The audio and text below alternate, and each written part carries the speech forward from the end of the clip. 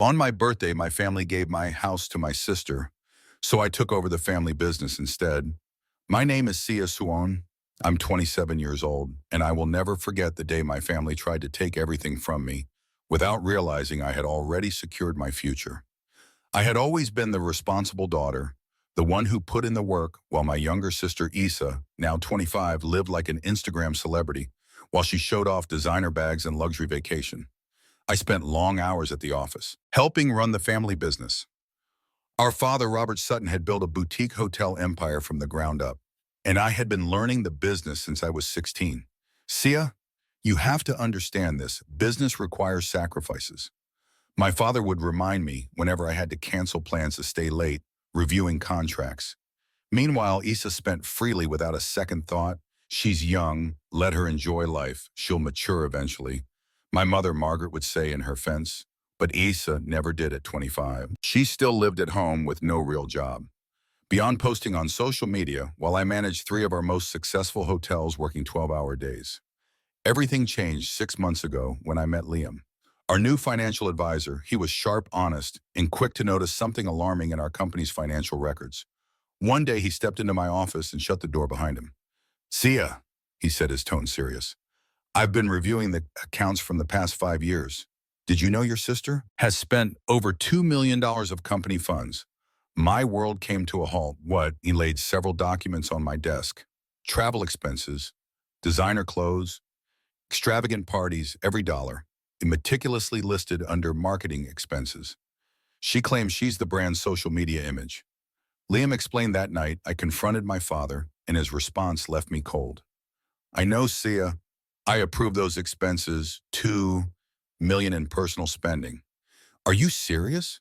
My father removed his glasses and said, you have your way of contributing to the company, and she has hers.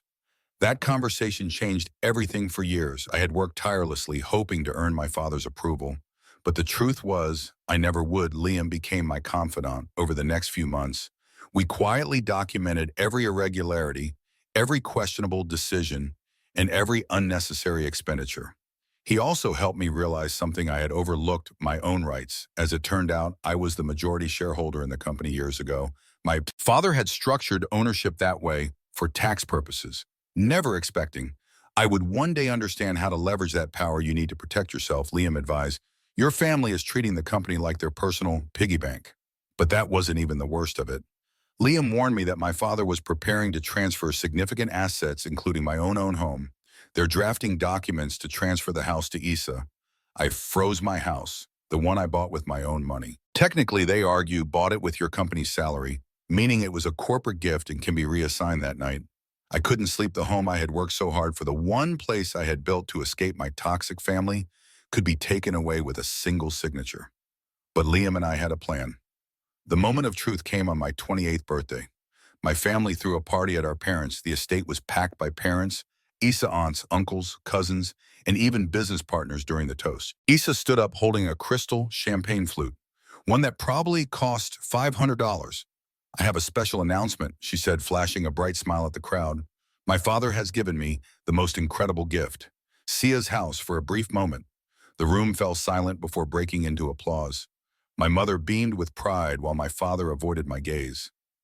Isn't it wonderful? Issa continued.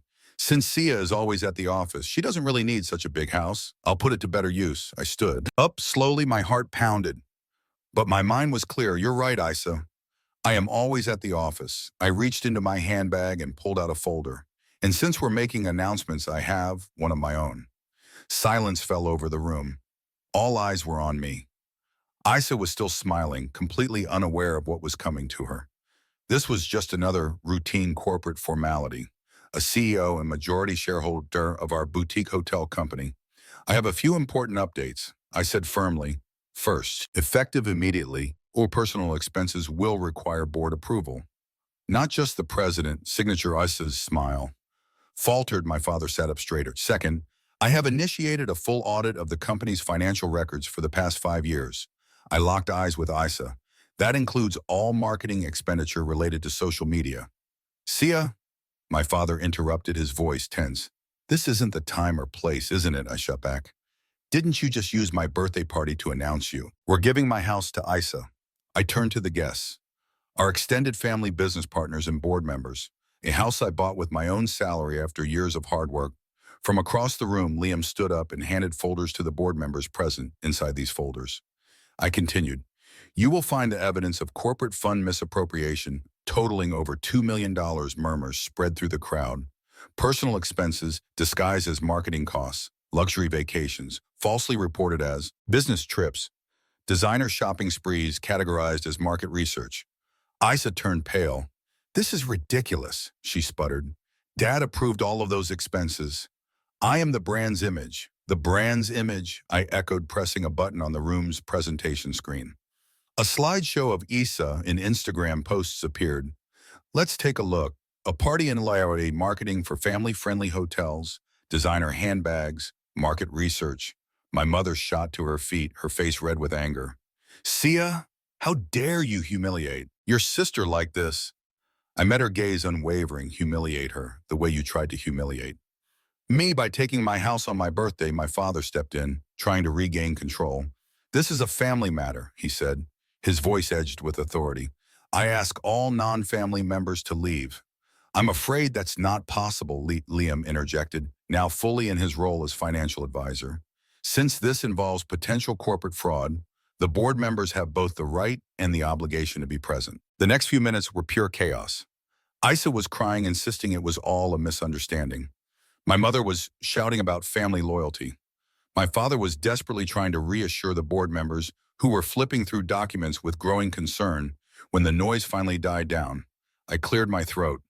There's more. I reached into my folder and pulled out another set of documents as CEO and majority shareholder. I have made some executive decisions. First, the transfer of my house to Isa has been blocked. In fact, I have filed a legal injunction preventing any corporate property transfers without full board approval. My father's expression darkened. You can't do this, he snapped. Actually, I can, I replied calmly. I am the majority shareholder. Remember, you structured it that way years ago for tax benefits. His jaw tightened. That was just a technicality. He muttered, I was supposed to retain actual control. A tense silence filled the room. Several board members exchanged glances, some scribbling notes. Thank you for clarifying that, Dad, I said smoothly. Anyone else care to admit to corporate manipulation? Isa lunged at me, her face twisted with rage. Liam stepped between us. Careful, he warned. Attacking a corporate executive during an official meeting carries serious legal consequences. Isa froze, fists clenched. You're just jealous, she spat. You've always been jealous of me. I let out a short, humorless laugh. Jealous of what? That you've never worked a single day in your life, that you've wasted millions on parties. While I built this company from the ground up, enough, my father slammed his hand against the table. Sia, if you continue down this path, you will destroy this family.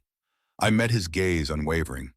No, Dad, you destroyed this family when you decided that hard work meant nothing. That responsibility was a joke, that my dedication was worth less than his selfies. My father stepped closer, lowering his voice. We can fix this privately. There's no need for the entire board to IR. Raised my voice deliberately. Oh, now you want privacy after humiliating me in front of everyone? No, Dad. This gets settled here and now. I turned to face the board of directors, my posture straight, my expression unwavering. Years of hard work, sacrifice, and betrayal weighed on me, but I refused to let it show. This was my moment, the moment to reclaim what was mine. To set things right, I took a steady breath and spoke with the authority I had rightfully earned as CEO. I am proposing the following immediate measures. First, all personal expense accounts will be frozen until further notice. Second, an external audit will be conducted on all financial transactions to ensure full transparency. Third, the executive leadership team will undergo a complete restructuring to align with the company's best interests. The room fell into stunned silence. The tension was thick. My mother shot up from her chair, her face flushed. With indignation, you can't do this. You can't just push us out like this, she shouted, her voice laced with panic. I met her glare with calm resolve. I'm not pushing anyone out, I said steadily. I am professionalizing the company I helped build, the company I sacrificed for, while the rest of you treated it like a bottomless bank account. I turned to the board members. They were watching intently. some nodding in agreement. Who seconds the motion? I asked for a moment there. Was hesitation then. One by one, hands began to rise around the table. First one, then another, then several more until the decision was clear across from me. My father slumped slightly in his chair. His once commanding presence had faded. He looked drained, as if the weight of his choices had finally caught up to him. Isa, who had been unusually quiet, suddenly changed tactics. She leaned forward, her expression softening, her voice laced with desperation. "Sia, please," she murmured, her eyes glistening with unshed tears. "We're sisters, we're family. How can you do this to us for the first time that night?" My voice wavered. I swallowed hard, forcing myself to stay composed, but her words struck something deep within me. "Family," I echoed almost in disbelief. My hands clenched at my sides when I spoke again. My voice carried the weight of years of silent resentment. "Where was family when I was working weekends while you were out partying?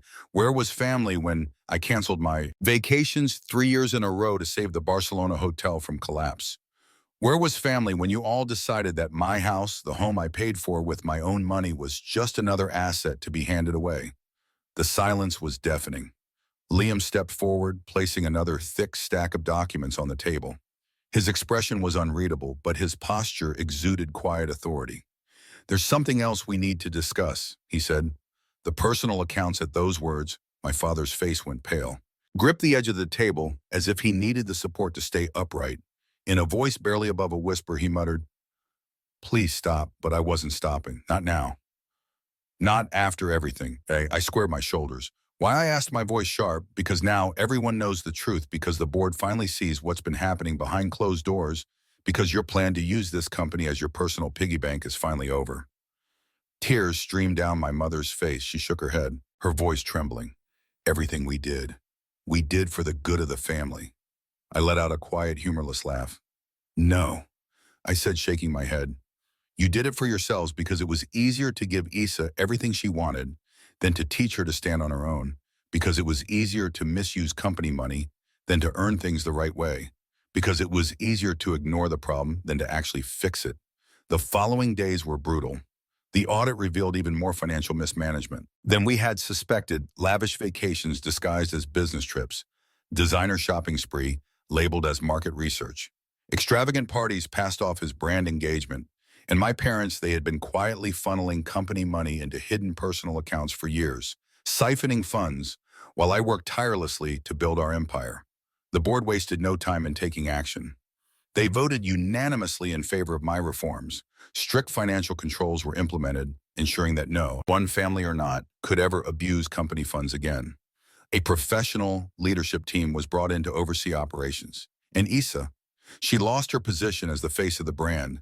Days later, she stormed into my office, her face red with fury, her hands clenched into fists. "What the hell am I supposed to do now?" Isa shouted. "You ruined my life." I didn't even flinch. "There's an entry-level position open in the marketing department," I replied smoothly. "Starting salary just like everyone else. You could learn the business from the ground up." Like I did, her face twisted with rage. "You're awful. I hate you." I met her glare unshaken. "No. Isa," I said quietly, "I'm the only one who actually cares about your future." My parents eventually came to terms with the new reality. Though it took time, my father, after months of resistance, finally admitted something I never thought I'd hear. "I built this company from nothing," he told me one evening, "but you turned it into something better, something that will last." My mother took longer to accept the changes. But when she saw Isa truly working for the first time in her life, something shifted to everyone's surprise. Isa accepted the entry-level job. At first, she was bitter and resentful, but little by little, she put in the effort. And to her own shock, she realized she was actually good at marketing. When she applied herself one night as Isa worked late at her desk, my mother sighed. Maybe we were too soft on her," she admitted now. Years later, Sutton Hotels is thriving. Isa has finally found purpose. Beyond just looking good for the cameras, my parents have learned to respect the boundaries between business and family. And me. I still live in the house I fought to keep, the home I worked hard for. It's more than just a place to live. It represents my independence and the sacrifices I made along the way. But more importantly, I now run this company with the professionalism it always needed. There are no blurred lines between family and business anymore. I lead with the same dedication I always had, even when my efforts went unnoticed. Loving your family doesn't mean giving in or letting them take advantage of you.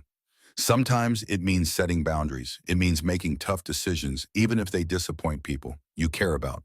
It wasn't easy, but it was necessary, Liam. Now my husband has been my constant support through it all. He wasn't just my financial advisor. He became someone I could truly rely on. From the moment we started working together, he understood the situation better than anyone. The trust and respect we built made all the difference. One piece of advice Liam gave me has stuck with me through everything. Sometimes you have to shake the family tree so the rotten apples fall and the strong ones finally have room to grow. At first, I didn't fully grasp it, but now looking at how things have turned out, I realize how much that advice shaped my choices. Letting go of what wasn't serving me, whether it was toxic family dynamics or bad habits, opened the door for something better. The business is in a better place, and so am I. I don't regret any of it. What matters now is that I'm in control and I've built something I'm truly proud of. Thanks for watching. If you enjoyed this story, don't forget to like the video. And subscribe. See you next time.